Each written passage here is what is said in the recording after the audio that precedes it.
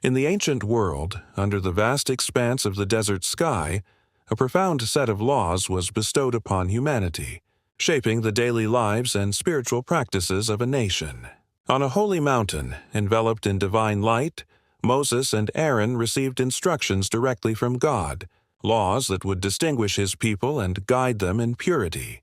Among these commandments were intricate dietary rules, a system that defined the concepts of clean and unclean, drawing a clear line between what could be consumed and what was to be avoided, a testament to a life lived in mindful obedience.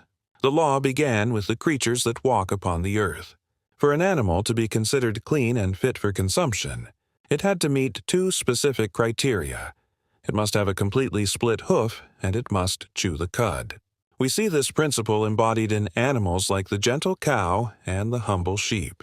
A closer look reveals their cloven hooves perfectly divided and their constant, meditative chewing as they regurgitate and re-chew their food.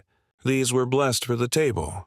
In stark contrast stood animals like the pig, which, though it has a split hoof, does not chew the cud and was therefore deemed unclean.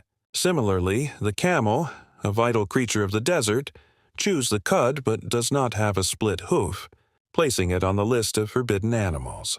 The divine classification extended from the land into the depths of the waters and the heights of the air. For aquatic life, the rule was simple and elegant. Any creature living in the seas or rivers that possessed both fins and scales was clean. The scriptures paint a picture of shimmering schools of fish, their scales catching the light as they navigate the currents with their fins, designated as pure. However, the vast ocean floor is also home to creatures that do not meet this standard. Creatures like crabs, lobsters, and all manner of shellfish lacking fins or scales were considered an abomination and were not to be eaten. Looking to the skies, the law listed specific birds that were unclean, most notably birds of prey and scavengers like the mighty eagle and the ominous vulture, whose dietary habits made them ritually impure. Finally, the law addressed the teeming world of creeping things. This broad category encompassed a vast array of small creatures, from insects to reptiles. The vast majority of these were declared unclean, a prohibition against consuming the insects that swarmed upon the ground. Yet, even here, there was a specific exception granted by God. A few types of winged insects that leap upon the ground, such as certain species of locusts, crickets, and grasshoppers, were permitted. This specific allowance demonstrates the detailed and comprehensive nature of the dietary code, leaving no aspect of the natural world unaddressed in its pursuit of holiness for the people. For centuries, these laws formed a cornerstone of Israelite identity and worship.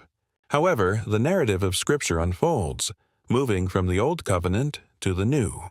We are transported to a vision given to the Apostle Peter, a pivotal moment in the New Testament.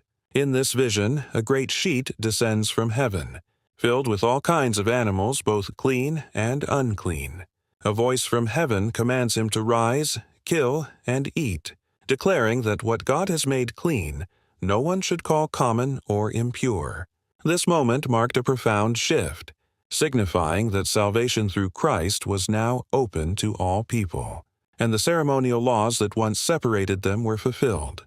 The story, in its entirety, is a journey from separation to inclusion, a powerful message that continues to resonate from the sacred pages of the Bible.